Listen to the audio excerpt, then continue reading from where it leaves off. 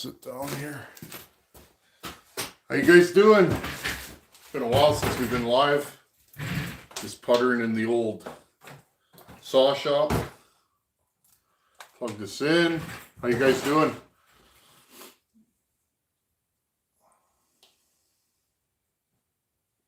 Let me back out here and I'll join the live.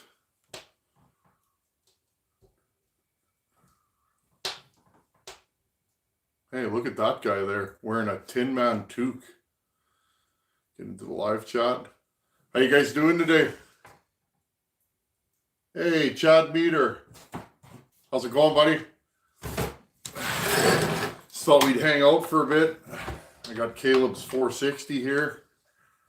The devil's in the details, so I'm just... Anybody that has a saw for me knows I get a little... I go full out before I mail a saw. I like everything to be as I would expect it. And there's a few little things that bother me about this saw, so I'm just gonna dig right into it. I don't like this recoil. It's questionable. I know this thing's gonna break and the handle's kind of busted, so I figured let's rebuild this recoil live today, answering your questions. Oh, there's a whole bunch of you guys. Hey, I appreciate that you guys come here. I do. There you go. Pull this off. Put this thing down. See what's going on here. Okanagan Viking. VWLT flux capacitor. I like that. How's it going? Kurt Steele. I met Kurt at Bunyan in Ohio. Nice fella. Hope you're back next year, buddy. I'm planning to go. That was an amazing trip for no other reason. When you sit here, you sit in your shop and you make content and you try your best. Sometimes you can get a little detached from the people that watch your stuff, and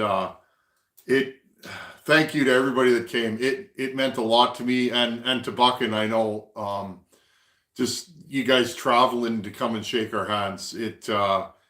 I haven't forgotten that. It seriously, all the traveling and all this, the things to get there was totally worth it. And Kurt was one of those people. He came up and shook my hand, and I don't know, it felt good. Kurt, thank you, buddy.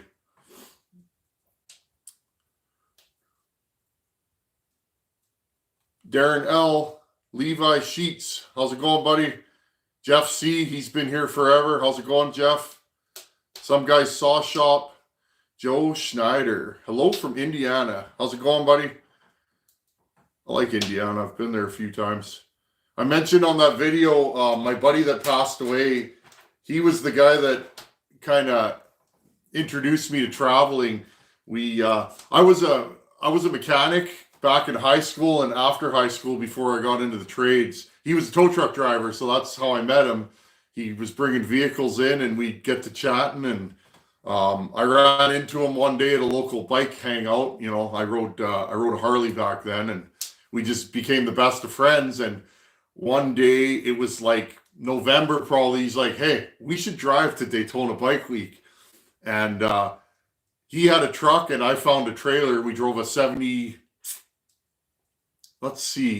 first year square body. So like 78, 79 Chevy, 350 glass packs.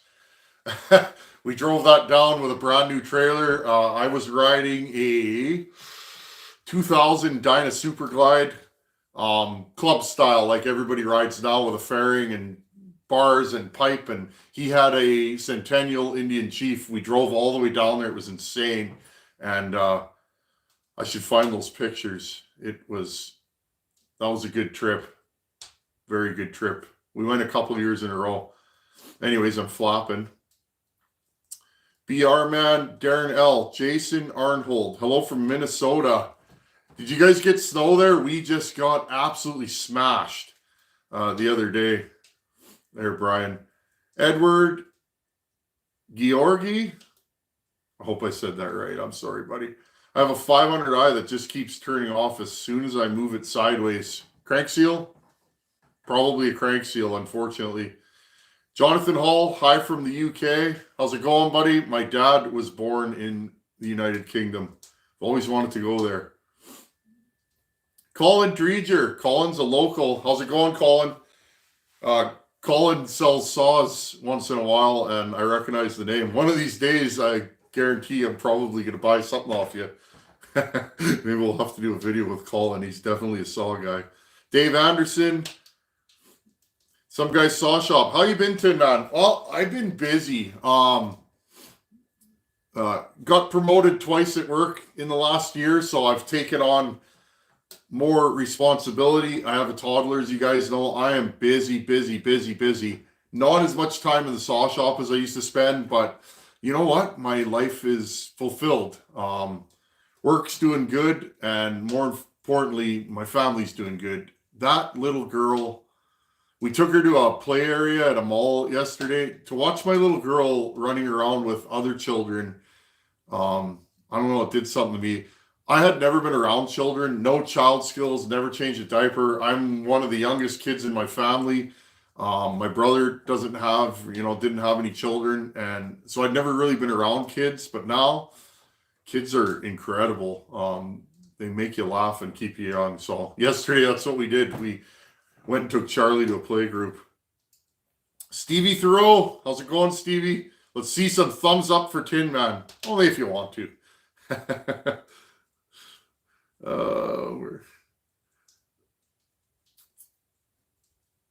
Howdy from New Mexico, Aaron Powell. Aaron, I didn't know that's where you're at. That's awesome. I have a buddy in Nevada. I don't know how close that is. I find the desert to be an interesting place, foreign to me. Al Dretsky, Logger Al. How's it going? A man with a name like Logger Al probably could teach me a thing or two, I reckon. It's been cool on the prairie today. Yeah, man. It's I just did another oil test with this stuff. And you guys know, fella sent me this stuff, no strings attached. I did a pour test. I left that stuff outside. It was minus 34 Celsius. I don't know what that is in Fahrenheit. Close to minus 30 Fahrenheit. I left that stuff outside. I just did a pour test. Interesting. I'll show you guys that this week. That pipe you made is sweet. I wish I could give you one of mine to test against. Yeah, that pipe I made, it's loud. It works. Yeah, pipes are interesting. What's the temperature outside? Right now it's minus 28 Celsius, which is minus, I have a screenshot on my phone. I think it's like minus 20. With the wind chill, it is minus 44 right now. Too cold for me to be outside. What else we got here?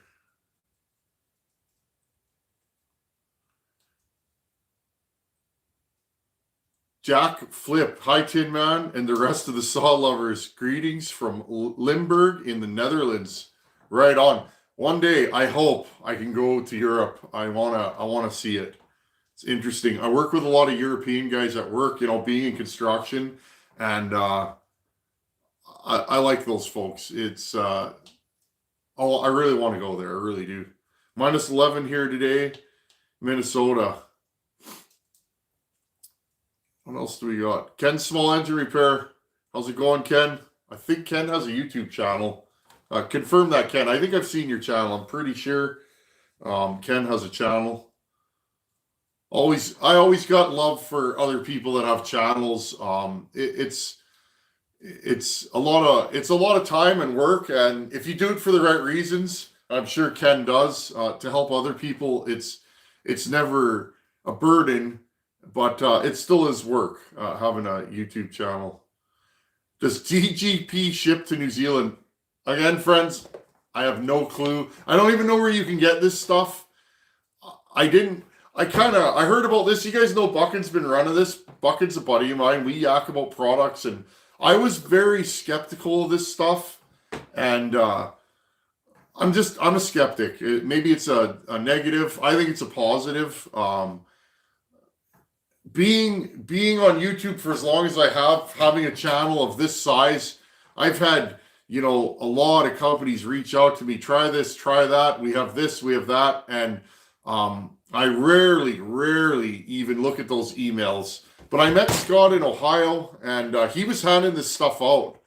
Like, here, please try this. Post a comment in a bucking video, or let us know what you think of this oil, because he was curious.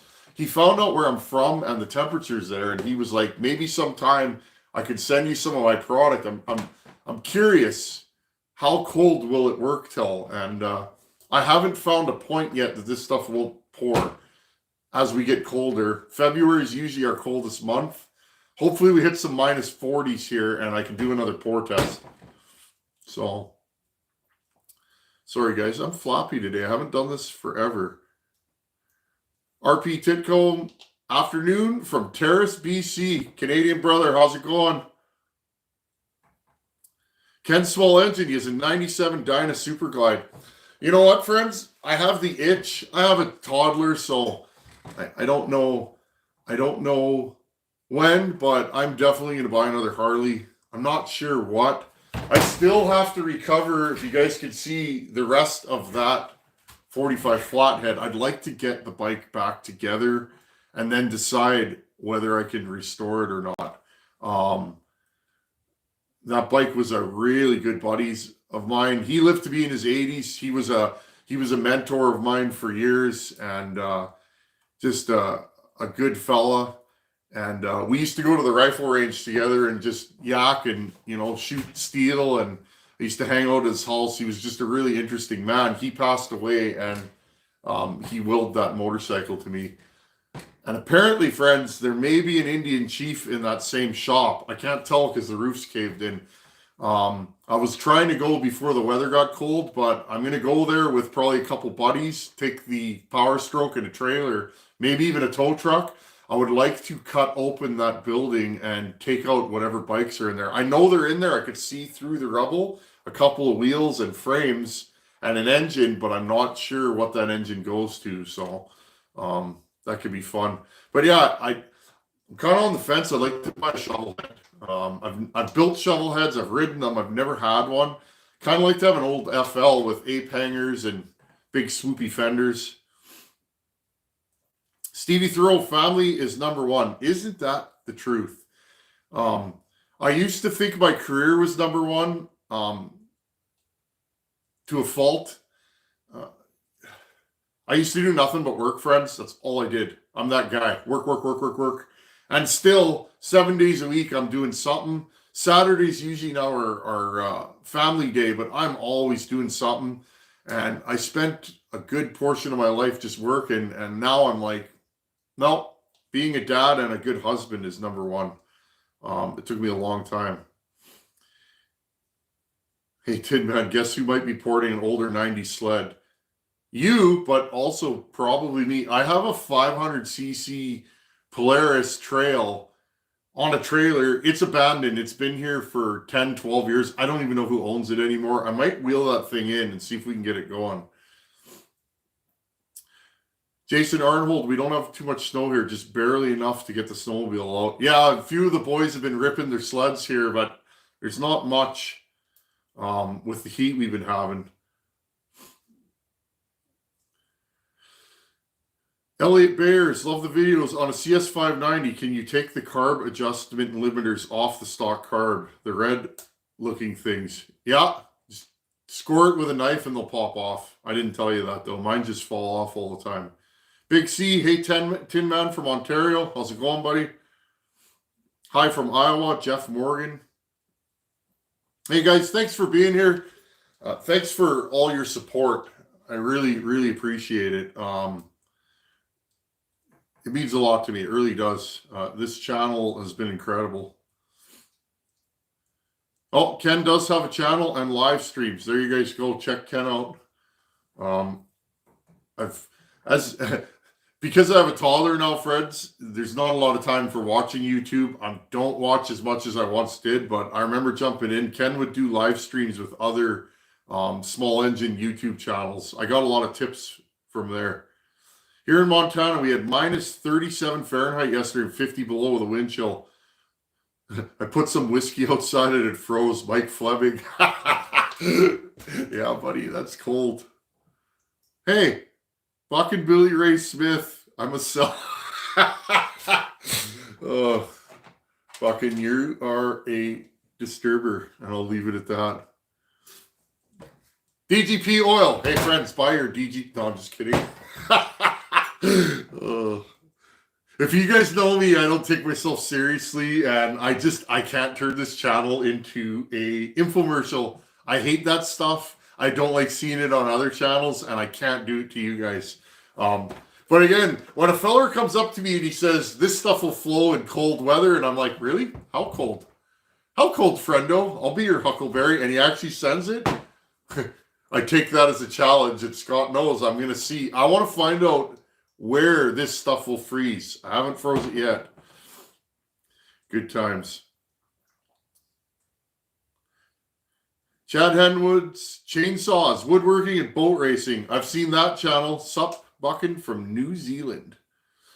Squirrely John's Tree Service. I love that name. I chuckle every time I see it. Good for you, Squirrely John. Are you squirrely, though? Like, are you a free climber or you're just hyper? Either way, I like you, buddy. Done freezing for the day for me. Bet you John works outside. Buckley Outdoors. Cheers from Smithers, BC. Got a buddy I grew up with that moves to Smithers. I think he works for, I don't know, some local government there. What about an MS440 hybrid with a 54 millimeter? You know what? I like a 440 the way they are. I really do. Funny story, friends. This saw's been sick for a while. This is my first big steel. I got to get this saw running. Love it. Absolutely love that saw. And it's heated handle, and I need that on a day like today. No kidding. I'm porting a 583 that's been bored 2 over to a 611 with Wiseco's. That's cool. I did when I was on the tools, friends, I did a custom sheet metal job, ductwork. I did a 2-furnace ductwork job for a guy. He built boardroom tables. He was a woodworker. Built these big, crazy custom boardroom tables. He had an elevator lift in his garage. And I saw it on the blueprints. And when I met the guy, I'm like, what's that for? Well, my sled collection. So as we got further in the build, he brought his sleds, and he had a 800cc Skidoo Rotax with a turbo on it, like 300 horsepower mountain sled. I like it. I never met a machine I wouldn't throw a leg over, and if there was snow on the ground, I would have been doing that. But I like that kind of stuff. 300 horsepower in a sled. Oh yeah. Tennessee John, Tinman, I got a pickup email from UPS. That means the Ripsaw 500 is on the way. Hardest 2,500 I've ever had to beg the wife for me to spend. Hey, I hear you. We all got our problems. Again, Ripsaw 500i. When that thing came out, I was like, fuel injection? No, sir. Don't need it. Don't want it. How much is that saw? I went and looked at one at the dealer. I was like, wow, this thing's really light. You know, I'm getting older. But I was like, fuel injection, snake oil. I'm that guy, friends. Believe me. If you hung around campfire with me, I'm old school. 7.3 Power Stroke. Again, I like that. Newer, the 6.7, I'm like, nah. You know, I'm that guy. So, well, then I ran that 500i. I watched Bucket pull it out, and he was murdering those giant hardwood logs. I was like, wow. I want one. I'm gonna get one of these days, friends. I like those guys. It was fun sitting around, you know, after hours after the show, because we all stayed together, just talking shop with them. And those guys worked hard to be where they are, and it was an honor and a pleasure to be at their tent and supporting them. I like those guys. Bucket says, "Let's ride this year." Yeah, I got to talk to Mrs. Tinman. I really want a bike. The bike fund is stocked up. Main thing I got to do this year, Bucket, though, you know, I got to pour that floor in the new tin shop. This shop is bursting at the seams. I need a shop that I can just pull my truck into. But yeah, another Dyna. Actually, I would take a twin cam Dyna. I'd build it though on the channel, 95-inch, all the good stuff, just like we used to build back in the day. We were getting 110 horse, 105, 110 foot-pounds back then. The new motors, that 117 hot rod, is pretty nuts. My buddy at work had I've lost touch with Harley models. It was a soft tail. He had some kind of crazy race motor that you can buy, and built somewhere around 150 horse. That thing was nuts. Like, whew. And then a minivan pulled in front of him and took that thing out. That was a sad day, but he's fine. But the bike did not live. Okay, I'm flopping here, friends. I was gonna build this recoil, but this recoil's got a hole in the top. I found this one. It's got a way better starter rope, and I got to put a new rope in this thing. I don't like letting a saw leave here without a rope. It just don't feel right. Okay, where am I at here? Larry Grimm, how's the weather up there, young man? Cold with a side order of, oh my God, my hands are freezing. I had to plug the Power Stroke in the other day. Right now, minus 25 Celsius, I think it's minus 28 with wind chill minus 44 right now. I just shot video outside. I had to do it in 1 to 2 minute intervals because what happens is my phone actually freezes, and then you got to warm it up before it'll charge. It's a whole process. I do cut in the cold because it's fun, but I can't film me cutting in the cold because usually you drop a tree, you go over to the phone, and the phone's off. So it's good country living. How's it going, buddy? Don't forget to smash those thumbs up. Thank you. I appreciate that. Squirrely John's Tree Service. I'm squirrely when it comes to running up those trees. Love running saws, feeding chippers, and cutting wood.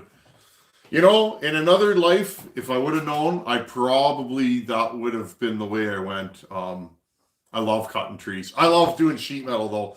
I was a mechanic. I enjoyed that. And then there was an ad in the paper, and my stepdad bet me, go and apply at this company. And I said, they won't hire me. He said, go. And they gave me, my application was taken that day, and they sent me right to the field with a jackhammer. It was minus 30, and I had to punch holes through a foundation for venting. There was like 30 of them. They just wanted me to do some of them. I didn't realize I did all the 30 holes, and I guess the boys were talking, and they were like, wow, that kid works hard. And the next day I got a phone call, and it was, hey, you want a job? Sure. I'll start, that was right before Christmas. I said, I'll start January 2nd. And 21 years later, I'm still at the same company. I've worked my way all the way up, from apprentice to having my own crew and van to taking a bigger contract and a bigger one. And then I became site foreman, and now I'm managing.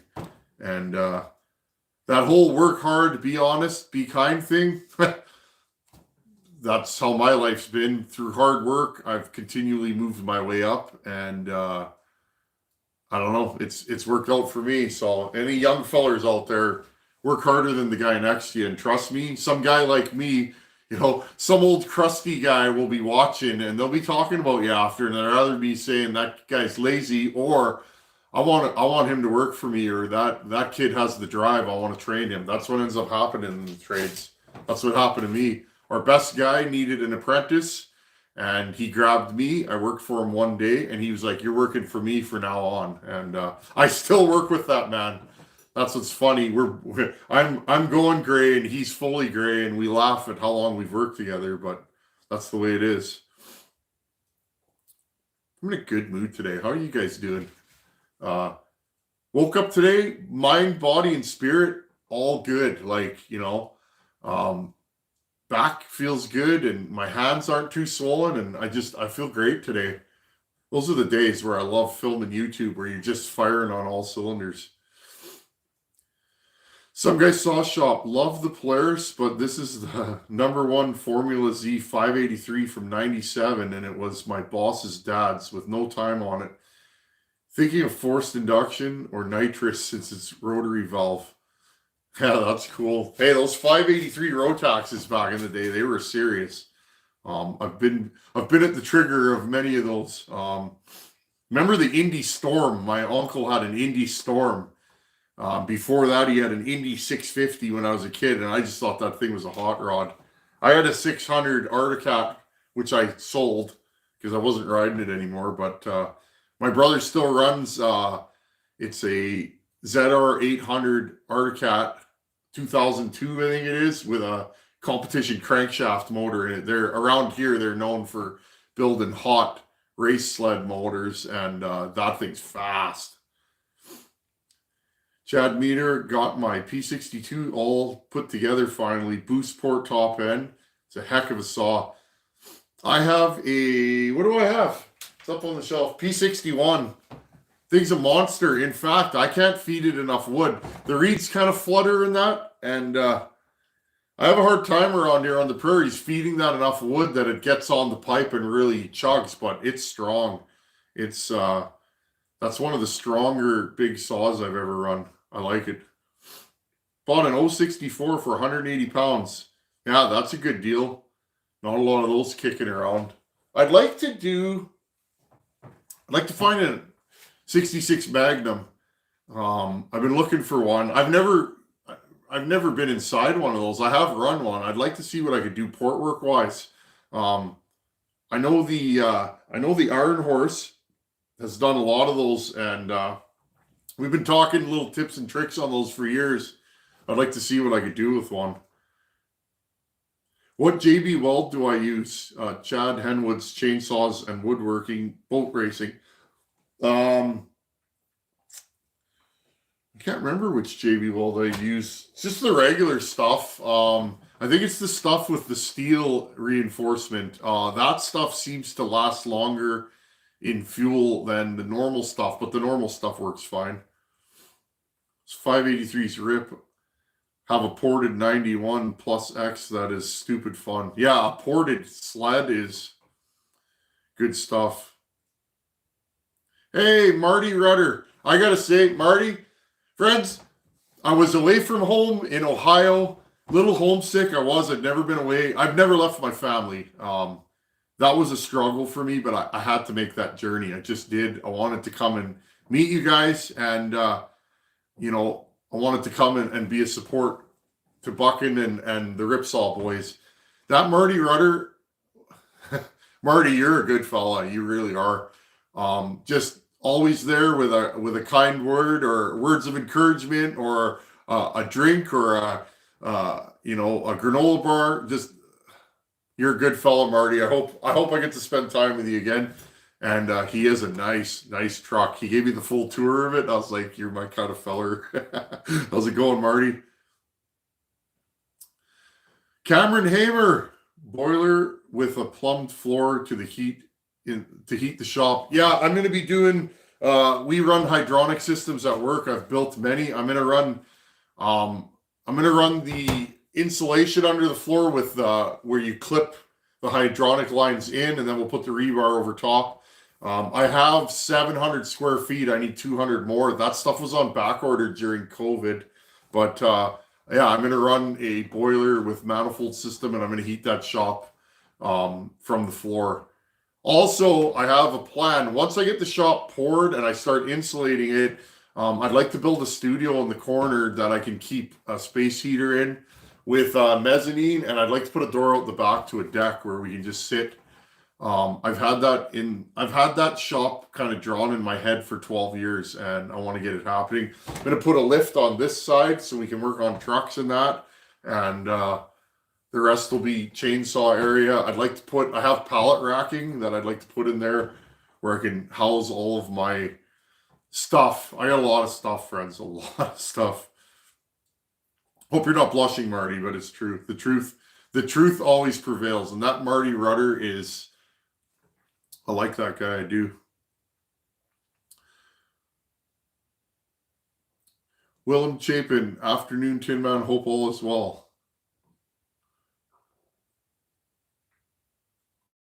Larry Grimm, you're a heck of a man. In those temps, no, I just live here. I've worked outside. I worked outside for 22 winters, I think is what it ended up being in one way or another. So, excuse me, it's just the way it is. I don't know any better.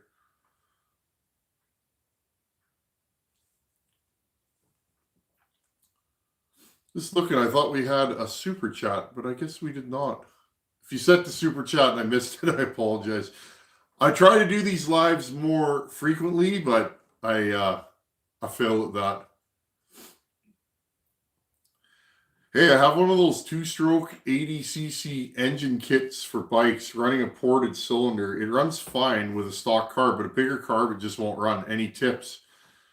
Is that reed or piston ported? I will say a bigger carb is not always the ticket, because remember, if you suck through a bigger straw versus a smaller straw will definitely generally have more vacuum. And if you increase the size of the straw, you can lose some vacuum. The tip of the straw is your carburetor. If you have too big of a carb, sometimes you'll lose intake vacuum and you won't pull enough air. So remember that the suction on the carb is what pulls the fuel through the bottom. Actually, I have a carb here, all right? That's why I always say not to over intake your saw, because the vacuum on your carburetor denotes how much fuel you pull into the cylinder. If you lack vacuum, guess what? You can lack fuel, the saw won't idle, or the whatever engine you're running, it can cause a lot of havoc. So that's why I'm very hesitant to over intake a saw, because I know it won't idle. I've done it. I have many saws on the shelf that are over intaked, and when you put them down, guess what? They load up with fuel. So sometimes a bigger carb is not always the ticket. Any of those homeowner size Macs worth worth any money, or just used saw prices? I don't know. I honestly don't buy and sell much anymore. I honestly don't know what saws are worth. I got so many saws here, and most of my saws come from a buddy. He's a saw picker. He's a local guy, and we just horse trade or whatever, but I have no idea what saws are worth. Glitz Family Innovations. That 500i at Bunyan was sick. Could hear it fire up all across the show. Yeah, she was loud, but it was a good loud. I'm glad I packed a lot of hearing protection, because I needed it. Getting in there filming with a ported saw, 3 feet from your face, she's loud, but I liked it.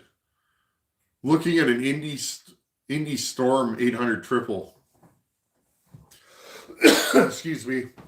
I used to have a boss that ran triples all the time. He had an XC, what was it? XCR 700 triple. That thing was nuts. William Chapin, misriding sleds. I'm originally from Massachusetts. Yeah, me too, buddy. You know what? I can't keep my hands warm anymore. The carpal tunnel. I had to sell my sled. I could barely get to the corner. Let's see what we got here.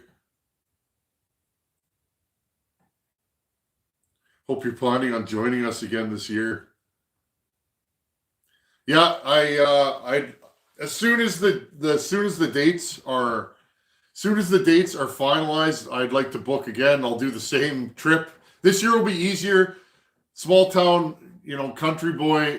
Winnipeg is the nearest city here. Winnipeg is 800,000. I have been to Atlanta, but not the airport. That airport was a little overwhelming for me. But now, once I've been there a couple times, I have it. That trip will be way easier. And I'm not gonna lie, I'd like to drive, but I'm not sure. It'd be nice to bring some of my saws that you guys know and run those at Bunyan. See if we can blow one up. Or not, but you guys know the deal. The reason why I didn't drive is it's 24-hour drive because I got to go across to Minnesota and around the Great Lakes to get there. It's kind of a far drive. It'd be fun to fire up the Power Stroke, grab some saws and go, but I will probably be flying there again.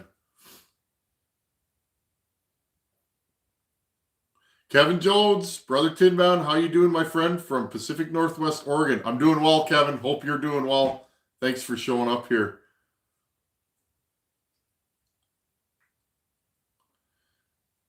A lot like Vegas. Sorry, it took me a second to read that.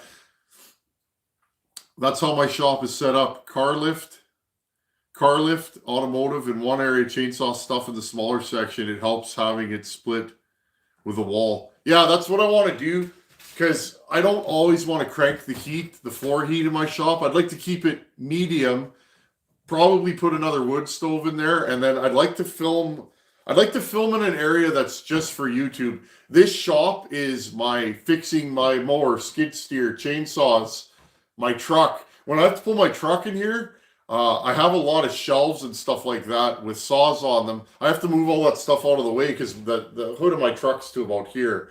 And I do it when I got to fix my truck or whatever, but I'd like a bigger space. It's time. And it just makes filming that a little bit easier when you have a separate YouTube space. But whatever. I've been working in this shop on YouTube for what, 4 years now, 5, and it's done me well. Almost time to put some more wood in the fireplace here. My legs are starting to get cold.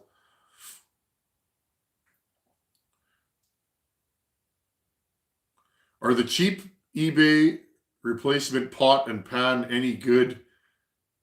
The replacement on a still chainsaw, are they no good? If you mean pot, if you mean piston and cylinder, nah. Those cheap like $20 piston and cylinders, I have run them in the past. I've had a lot of problems with them. They don't last very long. This is the main thing. The rings are usually iron. They're soft, and they wear out. Often the ports are rough. I wouldn't do it. I would go to Ryan at Wolf Creek. And that's how I found Ryan, friends. I was looking for more economical cylinders to put on my saws that would last longer. So I started ordering Highway and Meteor through Ryan at Wolf Creek. He was such a good guy. And then, we travel in the same circles. We ended up getting introduced to each other. That's how the whole Wolf Creek thing started. Friends, 2 seconds. I got to throw a couple pieces of wood in the fire here. It's, I'm getting cold. Just give me 2 seconds here. There we go. One here. Whew, she's cold. She's real cold. Okay, I see we got a super chat. Sagebrush Hillbilly for the Canadian Go Juice Fund. Thanks for injecting positivity into the YouTubes, brother. Hey, thank you. Sagebrush Hillbilly is one of my first 50 subs on this channel, and he's been here. We've become good friends, and it's funny. I talk with him on the WhatsApp all the time, and pretty much almost daily. And I feel like he's one of my best friends in the world, but I've never met the guy. Isn't that funny? Thank you, buddy. Appreciate the super chat. And just appreciate you being you, my brother from another mother. I would like to travel and see him one of these days. No matter how clean they are, a triple is always greasy. Yeah, that's funny. Sled talk, friends. If you're in the cold area, you know about the sleds. Triples are renowned for being stupidly fast, but they're renowned for blowing up. A lot of times the middle cylinder. It's funny, but guys that have triples, they'll only run a triple. Everybody else is like, I wouldn't touch one of those. That's funny. See, right here, a lot like Vegas. I've always stayed away from triple sleds. They always blow up on the clutch mag side because they run hot. Yeah. It's either one or the other. It's just like some guys are like, I would never buy that brand of piston because they blow up. Other guys say I've had no problems. Everybody's right and everybody's wrong. I've had a lot of good luck with these highway cylinders, and I have had some that didn't work out, but I've also had OEM that didn't work out. I've had Meteor that didn't work out. I've had a lot of other brands that didn't work out, but couple of my personal saws I have. I don't want to poo-poo the name because I haven't had bad luck, but I've had a brand of piston that comes up a lot online that they're no good. I have two saws, one that's ported really hot and one that's ported sort of hot. They may be 266s. They both have this brand of piston in them. One, I lathed the top of the piston off substantially. It's got a huge pop-up in it, and one is a stock piston. They both run fine. One's starting to get a little weak in the compression area. I think I'm going to rebuild it on the channel, but that'll be the first one of my ported saws that I've done that's starting to get worn out. Paul Shepard, hey Tinman, just wanted to say hey. How's it going? Thanks for being here. Kids Family Innovations, the guy with the timing wheel, laugh all out. Looking forward to seeing you again. Hopefully Nutsy is healed up enough to be there as well. I'm not following what he's saying, but I read it anyways. Okay, that 80cc kit that Adams Mayhem was talking about is piston port, and the reason for the bigger carb is I went with a 45 millimeter to 50 millimeter cylinder. Other people running the same setup as me use the bigger carb, and it runs fine. Maybe you got a bad carb. I don't know what kind of carb. Like, I'm telling you right now, OEM carbs for me or nothing. I have not found an aftermarket carb. And if you go back in the channel, I went down the rabbit hole where I was trying aftermarket carbs. I have probably bought 50 aftermarket carbs, and I have one has worked. So it's probably the carb, maybe.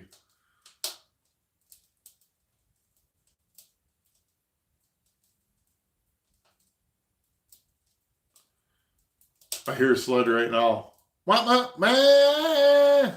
Maybe it's my brother. You could hear him coming because that 800 he rides, it's angry and it's piped and it's loud. It sounds like an angry elephant stampeding. Good times. Hey, Tinman, wanted to say big thank you for all the info and experience on saw building. I started a couple of years back. Your channel helped me bring the old 266 back to life. Paul Shepard. Hey, Paul, thank you, buddy. That's what keeps me going. That's what this channel is always for. I was watching content. This being on camera and that isn't normal for me. Like, it's not. Anybody that knows me personally, when they find out I have a YouTube channel, they're like, really?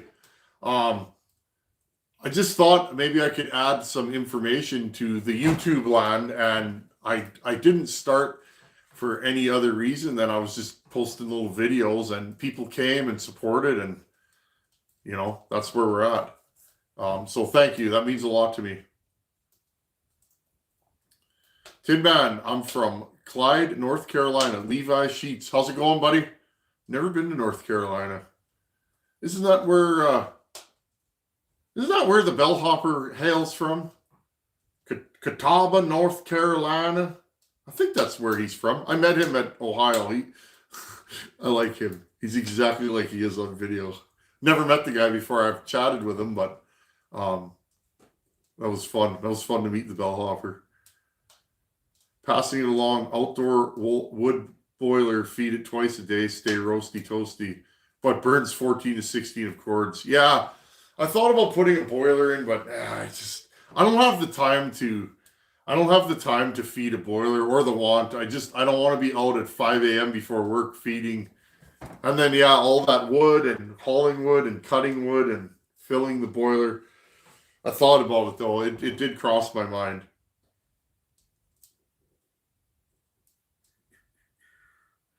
What else did I miss here?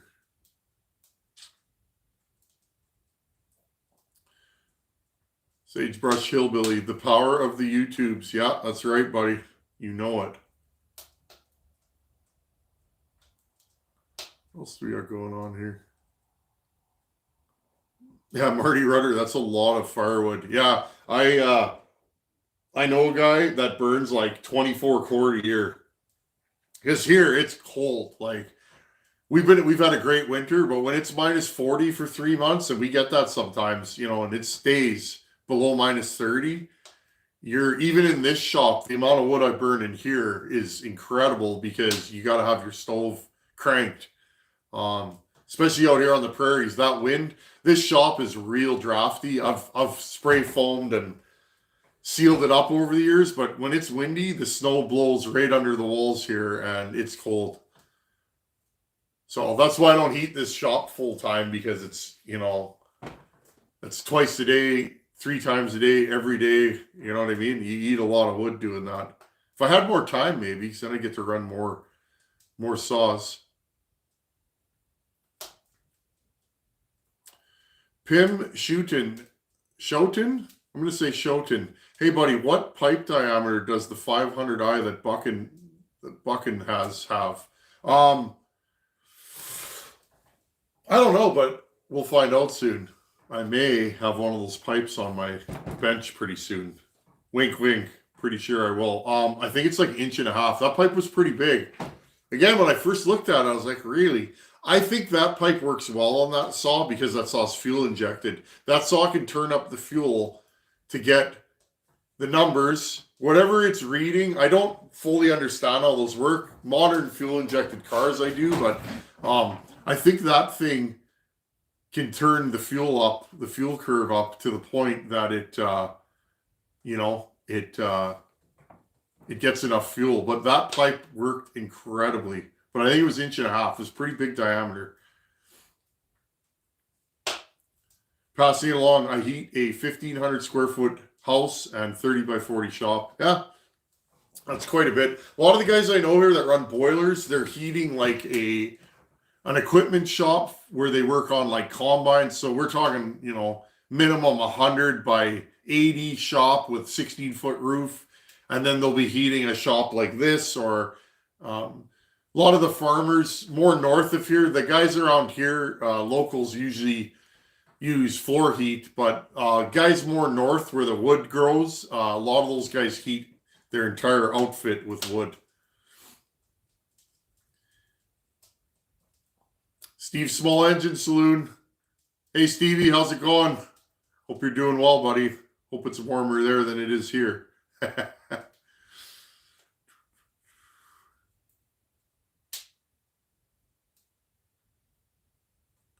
Terry Calvert, have you ever had trouble with a cylinder not sealing after doing a base gasket delete, or problems down the road with the seal? One time. It was on the channel. I had a saw that was running funny that I built. No, if you're gluing cylinders down with this stuff, everybody always asks. And again, I have no affiliation with this company. I've been using this stuff forever, before YouTube. Okay? If you're gluing cylinders down with that stuff, make sure it's adequate temperature. So if you're doing it in winter, don't do it in a cold shop. That will cause this stuff not to seal. Don't put too much on. Thin. I put just enough that you can barely see it on there on both sides. Make sure your cylinder is clean, dry, and free of oil. If you put this stuff on, I have to break the seal with a hammer.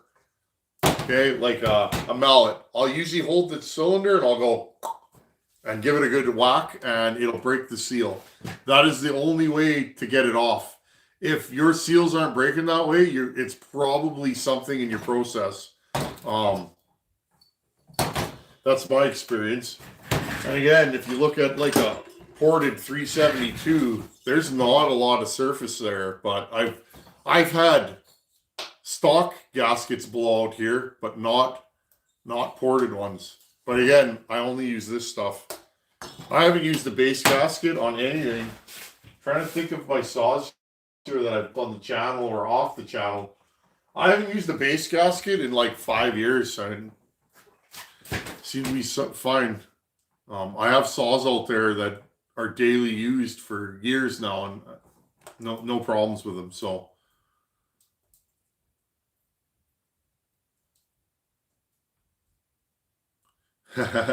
Orly Mitz Mechanic. Hey, Tinman, much love to you and your family. Just wondering whatever happened to the 590 Timberwolf you had a while back from Grand Prairie, Alberta. It's in a box. I never, you know what? It was funny. I got a lot of flack for that saw. And whatever. It is what it is. I show everything on the channel, good, bad, ugly. I don't want you guys to get the impression that if you have a YouTube channel and you call yourself Tinman Saws or, you know, Fred's Porting Services or whatever, that every saw you build is incredible. That's not, I don't know how it goes for other guys, but that's not the way it goes for me. I have saws that didn't work. The funny thing was that saw was from Caleb, who is the owner of this now. This is actually, this 460. Anyways, I'm getting ahead of myself. Caleb wanted me to port that 590. And honestly, friends, I didn't really want to do it. He bought that thing used off of Facebook Marketplace. And after enough talking, it's like, yeah, I'll give her a go. That saw ran kind of funny stock. Once I ported it, it just never cleaned up in the cut. I never figured out why that saw was breaking up. And I threw parts and money at that saw for quite a while. It was really bothering me. Not my saw, good buddy of mine. And again, I was just going to tickle that thing, put it in a box, send it back. That was the deal, right? Yeah, I'll port it for you. Because again, friends, I don't charge for port work. I wanted this to just be straight, simple. I have a YouTube channel. I work on saws, and let's work on saws together. And that one bothered me for a while, and it got to the point.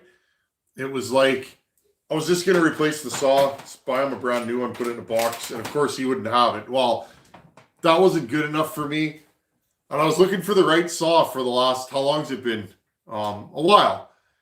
To replace that saw. He's a 460 guy, 046 or 044, and he has a, what is it, 044 that I ported for him years and years ago. It was the first saw I mailed to the States, and he still runs it. He wanted another one. So I bought this 460 and built that saw for him. But yeah, that Echo, where is it? It's somewhere around here. It's in a box. Safe and sound. I've never figured it out, friends. I had to throw in the towel because I've tried different ignitions, spark plugs, carburetors, you name it, that ignition breaks up. And if I remember correctly, it's been a while.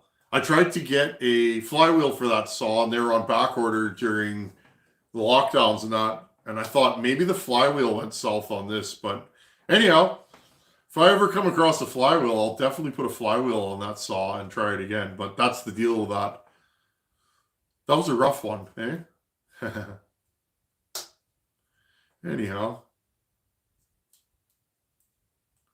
Paul Shepard, I'm working on my first porting attempt, and I dinged.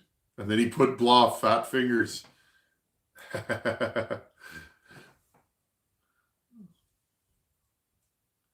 There you go. Bellhopper is in Denver, North Carolina. I thought he was in Catawba. I might be wrong. But yeah, somewhere down there. Any experience with MBRP cans, Tinman? I like them, but I feel like they could have a bit more performance. Yeah, those cans, they're noisy. I don't think a can on a sled does anything. I think it's, other than they sound great. But yeah, you definitely got to run a pipe. Looking for Paul Shepard. He's porting and did something. Pim Schoten. Thanks, buddy. Yeah, I want to build a pipe myself for $500. I can't afford the pipes online. They cost me nearly $800 with the shipping. Yeah, and honestly, Pim, I just weld junk together, like junk. When I'm at the dump, there's all kinds of scrap at our dump. It's a small, country dump. If I see a bunch of tubing or piping, if it's thick enough wall, I just grab it, throw it in my truck, and recycling. And then I cut it up and I weld pipes out of it. A lot like Vegas, we're getting hammered with snow and wind right now. Yeah, story of my life. Good times. A lot of farmers burn straw or grain. I did not know that. There used to be a company that made straw, compressed straw, synthetic logs, I'll call them. I got a sample My uncle down the road there, he's a farmer, and I can't remember. He got some, and I tried them. They worked really well, and then the company went out of business, I guess, because they were too expensive. But how big of a bore could I go with a 545? Not wild, but mild. I don't know. I think a 545 is as big as you can put. Big bores are not always. They're not always all they're cracked up to be, I find. A lot of big bores you put on, they don't actually make more power than a stock bore saw. Even ported. I don't... That 460 I ported, stock, like I got that with a big bore, like a 54 millimeter big bore on it, making it 82 cc's. I didn't find that thing really did anything. It didn't have RPM, and it didn't really have any pull, so... Who knows? Stock bore, 52 millimeter bore with a fresh piston and a port jaw. That saw's an animal. I'm looking for Paul Shepard. Here we go. Working on my first port jaw by digging the cylinder next to the side of the lower transfer. Is it junk? Nah. We've all had a moment where we grind. Just make sure you didn't go through the plating, and even if you did try it, you'd be surprised. Once in a while, you skip across the plating. I do it rarely now. When I was first starting out, I did it a lot. Scuff it up and run it. You'd be surprised. Some of the... I have saws like my 562. That thing runs incredible. That thing's missing plating and has giant scores that are like this wide over top of the transfers. It's fine. Is it low on compression? Yeah. Is it getting tired? Yeah, but it's fine. Never had a problem with it. I'd like to say about the numbers on my 372 52 millimeter, 102 exhaust, 23 transfers, 78 intake. Your videos helped a lot. Greetings from Poland. Those are good numbers. This is... What is this saw? I think this is 102, 124, 154 total opening on the intake. So very similar. I'm going to put this together this week, I think. Where can we get Tinman decals? I'm sorry, friends. I'm not. I am, but I'm not. I have nothing for sale. I haven't gotten there yet. Things like that. If I'm gonna do a website in that, and that will be coming down the road. If I'm gonna do a website in that, I gotta put my all into it. And I just haven't found the time yet. I gave out a ton of Tinman decals at Ohio at Bunyan, but that's about it. I still have more, but I'm gonna get that going one of these days. Once I get that shop done, I think things will be a little smoother once I get, a headquarters for the saw shop. Some guy's saw shop, I'll admit, I've had a few crap saws I've built and learned from them. Me too. I don't know. That's what saw building is. When I was first learning how to port, I found the narrative was, if you port all the time, all your saws are good. But when I started porting, I was like, okay, maybe. But every saw I build, I think I can make it better. That's just the way I am. I always think I can make them better, even if they're good. That 460 turned out nice. I wasn't sure what to make of that. I held back. As I do this longer, I work more on airflow and less on numbers. Like, I don't grind the exhaust as high. Although I do have some high exhaust roof saws that run really good, but I do less is more, I find. John Stewart. Ever had issues with a saw wanting to run real lean? I've got the low jet bottomed out and it still wants to be leaner. You probably have an air leak. 99% of the time, if you have a saw that's hard to start, doesn't stay tuned, is lazy tuning, meaning you got to turn it a lot to not get much. Or, doesn't idle, goes lean, or etc., erratic tuning, you have an air leak. 99%. When I first started fixing saws, I would try not to deal with air leaks, and I would waste a ton of time. Now it's like crank seals 99% of the time, especially in an old saw. Make sure all your rubber's good. Probably have an air leak.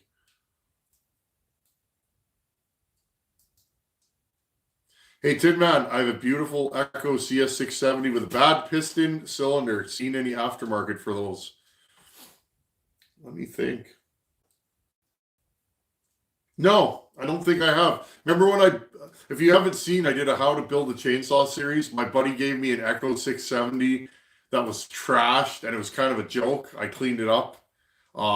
That saw, the piston and cylinder were in great shape, but I wanted to replace the piston and never found one. Now, what you could do, if you have a lathe, you could put a 266 piston in there. I know it'll fit. It will take some tweaking. The bottom is a little bit longer, if I remember correctly, on a 266 piston. So that will work. Other than that, I don't think I've seen an aftermarket piston for those. Those are getting old now. I'd like to have another one of those. That was a good saw. Paul Shepard was telling John Stewart it's a possible air leak. Yeah, I agree.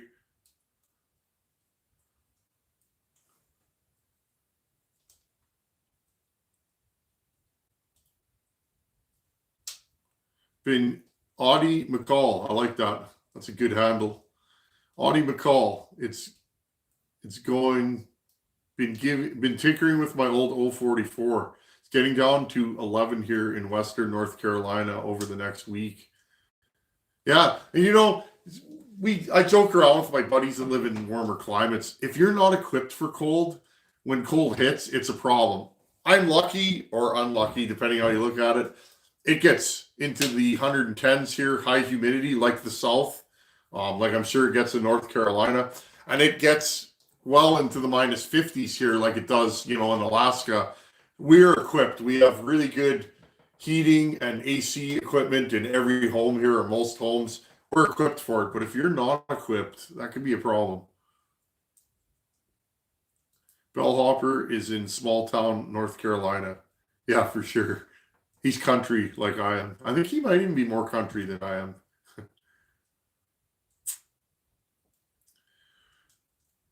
Let's see what we got here. Peppy64WD. How's it going, buddy? See Peppy around all the time. I think we're going to shut her down here soon. If anybody has any last minute questions. See, you got a 242 XPG. My first saw was a 242. Still haven't run it. Love that saw. Looking forward to see you work on yours. Yeah, I might port mine. I was actually looking at it today. Be fun to do a little saw. I don't know what that thing looks like inside, or whether you can still get parts for it. I mean, I can make gaskets. I'm sure it has normal bearings. Piston might be I don't know. Could be interesting. What's going on? Still working? How you doing, buddy? If it's holding a vacuum, I've replaced the seals. What kind of saw is it, John? Between all of us, one of us will have worked on that saw, I guarantee it. That's what I love about YouTube.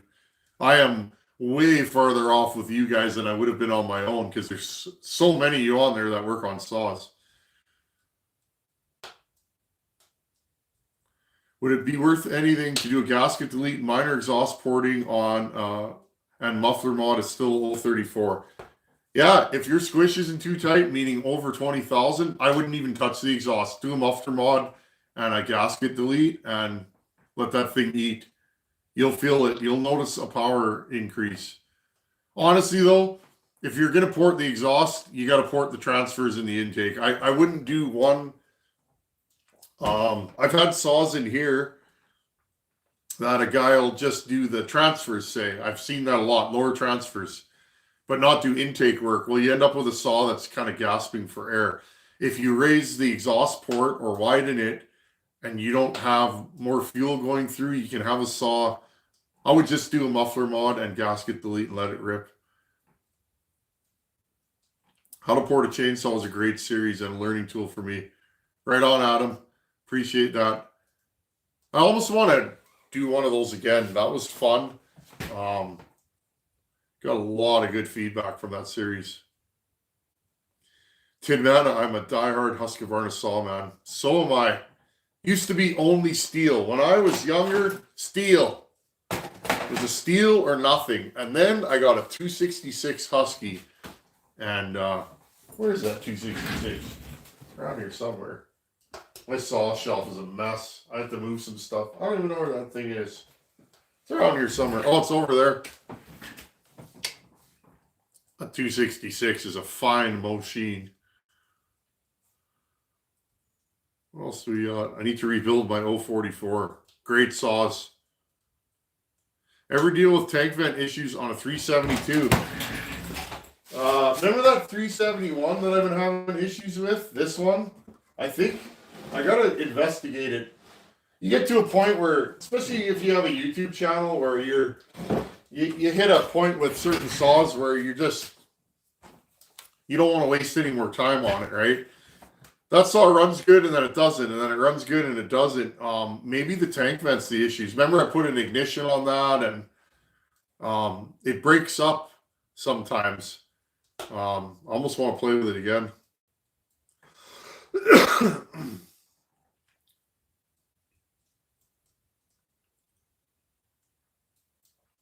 Hey, right on, some guy's saw shop. Thanks for hanging out. The older I get, the smaller my saws get. Yeah. And that's, honestly, I get that question all the time where people are like, if you've never run a ported saw, you might not get it. I certainly didn't. First ported saw I ran said Walkerized. We were bucking up, 3-foot oak in winter like this kind of weather. And I was running a 394 because that's that size of saw for that size of wood. And I think we had an 880 and just all kinds of big saws. And then my buddy, who's in his 50s, pulled out a Walkerized 372. Well, I ran that. I'm like, why not just run this? And that's how I started porting. I like running ported saws because I can get more saw in a smaller package and lighter, and it'll pull a long bar. Unless you cut every day, I don't know about you guys, but I don't have the right muscles maintained on a daily basis to be swinging around a 394. Well, after I spend a day with a 394, I feel it. John Stewart, have you checked the metering lever? That's another one. If you have a saw that's going lean, maybe your metering lever is too low in the carb. If you look in my playlists, where would you find it? Either Home Light or 200 Series Huskies. I did a Tillotson carburetor video where I play with the metering lever.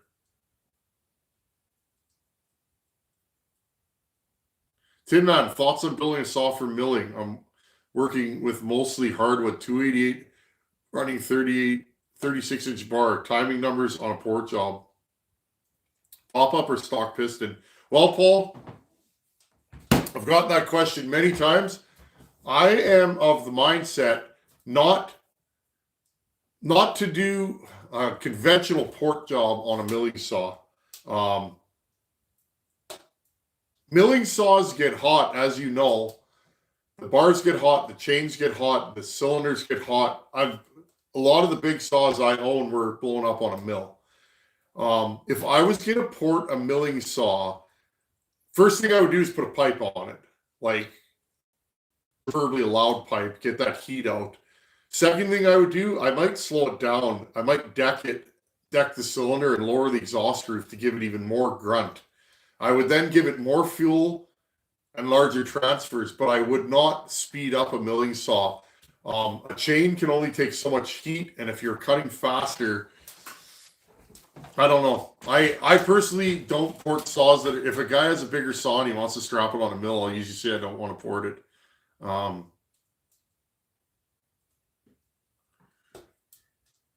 Get a light bulb trouble light for skid steer so it'll start easier. Coolant heater. Brad, I can't use a coolant heater on that. That has a Deutz 4-cylinder oil-cooled engine. No coolant in that thing.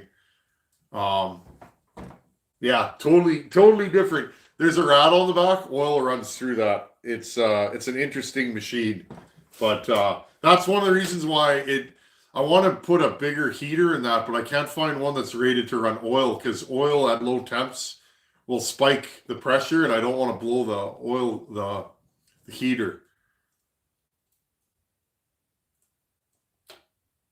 Muffler mod poke the screen out. Yeah, that always helps. How to port a Mac series would be cool. Go on my playlist, Adam. I've ported several Macs, and go on my McCall playlist. You'll see what I could say. How to port a Mac. Unless you really need it, don't do it. The Macs are the hardest saws to port. They're the most finicky to port.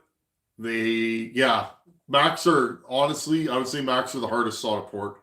There's so many design limitations.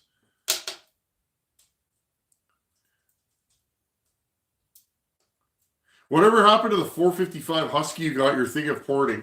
Well, I got a second one hanging up here. What actually happened, my uncle needed a lighter weight, medium-sized power saw, and I ended up giving it to him. He needed a saw, and I was like, here, take this. It'll start, run. And he just thought that was the greatest thing since sliced bread. I ended up just giving it away. I do that a lot. I buy saws or people give me saws, and if someone needs a saw, I'll just give them one. I got so many saws. If I've ever run a Husky 142, I have. Very underappreciated saw, tiny beast. Yeah, and well, I love the 44. 44 is my favorite small saw, even more than my 242 XPG. I do run a 242. That's my truck saw right now. Okay, any more questions? Have an L65, an T435, and a ported 281. I'd like to tickle my 281. That's a good saw.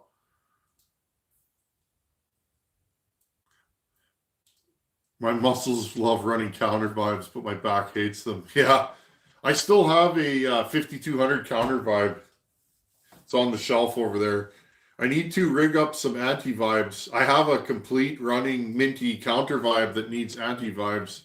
I think I'll try and retrofit some Husky anti-vibes onto it. That's another saw. I took it apart like 4 years ago on the channel, and I've never touched it since. That's the way she goes. I won't port a saw for milling. There's no great way to do it, and I want it as reliable. Yeah, porting makes heat. It's just that simple. If you port it, and I get flack for this. If you increase compression in an air-cooled engine, it will run hotter. So that's why I tend to not be a huge compression guy. I can't use the saw in winter, and in summer they get really hot. Did you say 44? What saw is that? Here. Oh, where is it? Right here. Oh, this one. This little guy right here.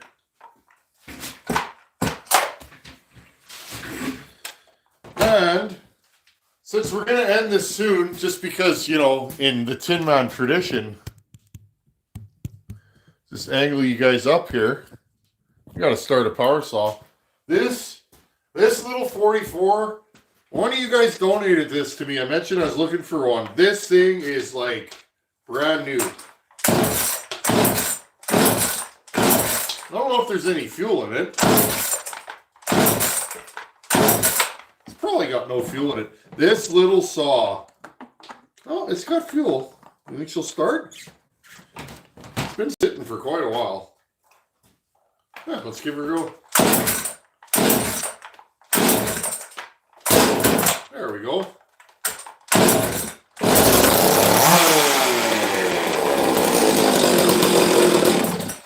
Yeah, you guys get the idea. I got that one, and I've been running this little guy, 242 XPG, heated handle. This is a great little truck saw.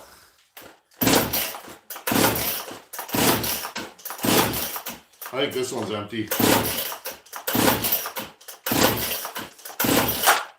You guys get the idea. Oh. So many saws, friends. So little time. can never have too many saws, but you can't have too many projects. Like this thing. Look at this. Look at that thing. You guys ever seen a 410 that clean? I certainly have not. This is a 66cc home light. 68cc, somewhere around there. This thing's like brand new, like it's clean. Haven't cut with it yet. Had to have it. Bought it. Like to board it one day when I get a home light itch. Anyhow, you guys know the deal. I can't start the 460 because there's no pipe on it. I'll do a video on it. I'm going over this thing, and okay. You guys got a second? We can put the pipe on. I think the paint's dry. I was carrying my my heat paint. Give me a second here. Here, got this little thing here. Why not? You guys asked. I'm a man of service. Let me grab this. We'll finish her off by starting the 460. Screws. Here, guys. Guys, gals, women, and children. This saw's good. I like it. It's strong. It's my kind of saw. Easy to start, easy to tune. Pulls a 32. It's exactly what I like in a saw.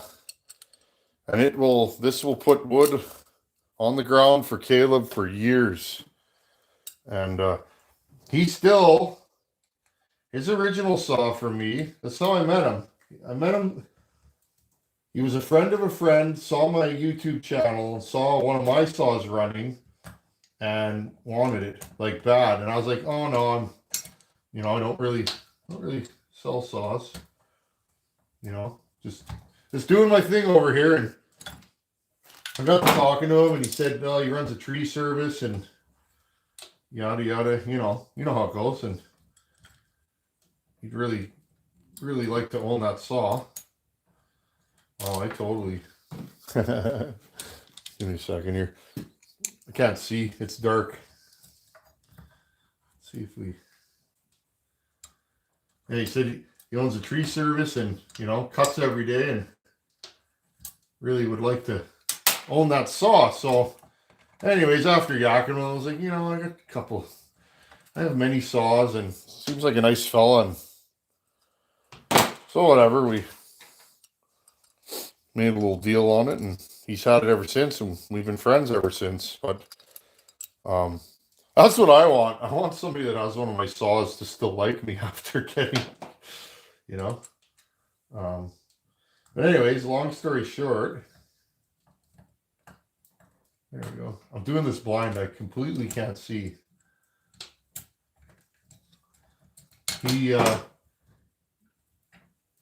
I always told him, though, when you blow that 44 up, I'd like it back.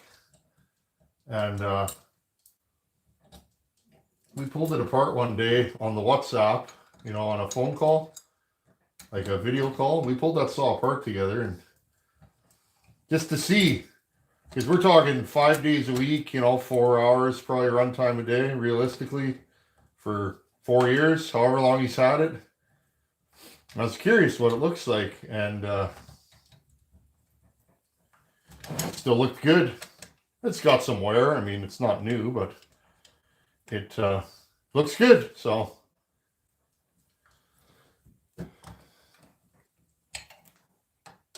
I think this one's going to be better. This is a stronger saw than that 440. Okay, Tinman, hearing protection. Okay, guys, we'll fire this thing up, and that'll be that.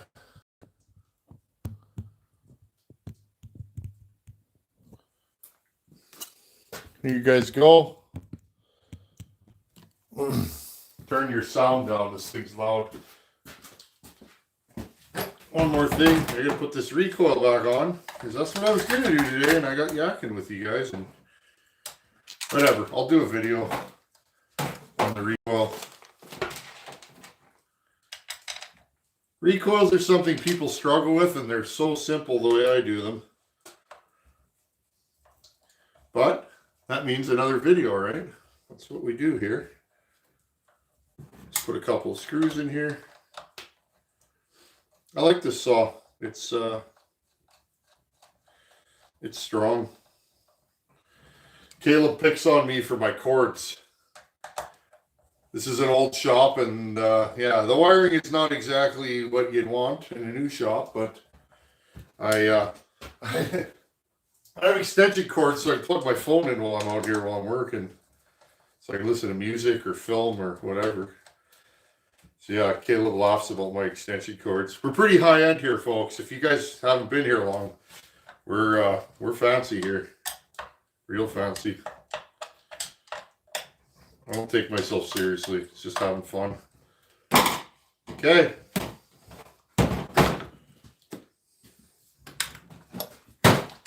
This thing's been sitting in a cold shop for a while. I mean, it's warm in here now, but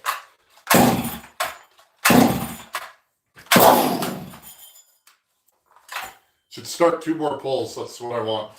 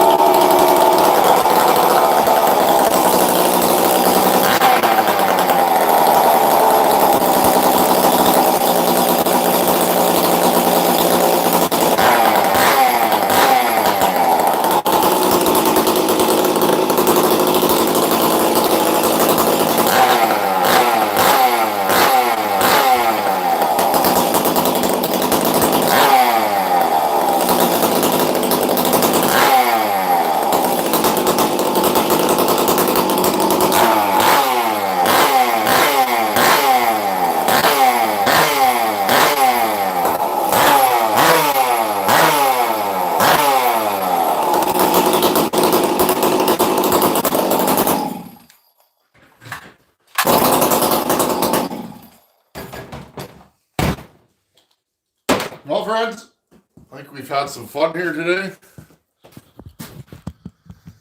That's what I built right there. I want cold 3 pulls. I want it to fire in 3 pulls. Why? I don't know. That's just, if I pull a saw out of my own truck, I want it to fire in 3 pulls from stone dead cold. This thing's been sitting for over a week. I want it to fire 2 more pulls. Okay, 5 pulls done. If it doesn't fire in 2 more pulls, I get a little upset. That's just me. Maybe I'm a little strange, but there you guys go. He'll be putting a max full on this. I know him. I know exactly what he puts on his saws. And I think this thing's going to give him many, many years of good service. Anyhow, friends, I think I'm going to shut her down. Thank you to everybody that supports and hangs out here and just gives me words of encouragement. Thank you for helping each other out in the comments. And just really appreciate you guys. Sorry, I'm reading comments. I can't stop. Anyhow, have a good night. Jordan, Peppy Pig, Some Guy Saw Shop, Cecil, Aaron Powell, T-Dog. T-Dog's always in my comments. He's one of my people. Still working. Sagebrush Hillbilly. Yeah, I'll get you tomorrow, buddy. Jason. Aaron Powell again.